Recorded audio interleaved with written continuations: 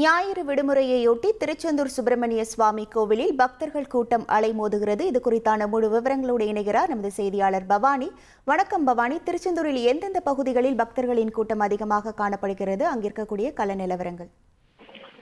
கண்டிப்பாக, அதாவது திருச்செந்தூர் சுப்பிரமணிய சுவாமி திருக்கோயிலுக்கு தினசரி பல்லாயிரக்கணக்கான பக்தர்கள் வருகை தருவது வழக்கம்.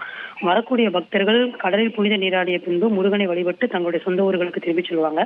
இந்த நிலையில இன்றைய தினம் ஞாயிற்றுக்கிழமை விடுமுறை தினம் என்பதால் பல்வேறு பகுதிகளிலிருந்து அதிகாலை முதல் ஏராளமான பக்தர்கள் சுவாமி தரிசனம் செய்ய வருகை தந்த வண்ணம் இருக்கின்றன. குறிப்பாக திருநெல்வேலி, தூத்துக்குடி, கன்னியாகுமரி, திருப்பூர், சிவகங்கை உள்ளிட்ட பல்வேறு மாவட்டங்களில் இருக்கக்கூடிய பக்தர்கள் முருகனை தரிசனம் செய்வதற்காக வருகை தந்த வண்ணம் இருக்கிறாங்க. கோயிலுக்கு வருகை தந்த பக்தர்கள் கோவில் இருக்கக்கூடிய கடற்கரையில் புனித நீராடி நாளிக்கிணறில் குளித்துவிட்டு குடும்பத்துடன் நீண்ட வரிசையில் நின்று சுவாமி தரிசனம் செய்து வரக்கூடிய காட்சிகளை நம்மால் பார்க்க முடிகிறது.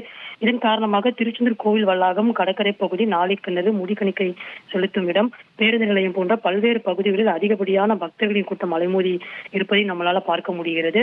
கோவில் நிர்வாகம் சார்புள்ள அதிகப்படியான பக்தர்கள் வருகை தந்து கொண்டிருப்பதனால கழிப்பறை வசதி மற்றும் தண்ணீர் வசதிகள் போன்றவை ஏற்பாடு செய்யப்பட்டிருக்கின்றது. சமீப காலமாகவே அதிகப்படியான பக்தர்கள் வருகை தந்திருப்பதால் திருச்செந்தூர் பகுதி முழுவதும் திருவிழா கோலம் போன்று காணப்பட்டிருப்பதை நம்மளால பார்க்க முடிகின்றது. உங்கள் முழு விவரங்களுக்கு நன்றி பவானி. செய்திகளை உடனுக்குடன் தெரிந்து கொள்ள உடனே சப்ஸ்கிரைப் பண்ணுங்க.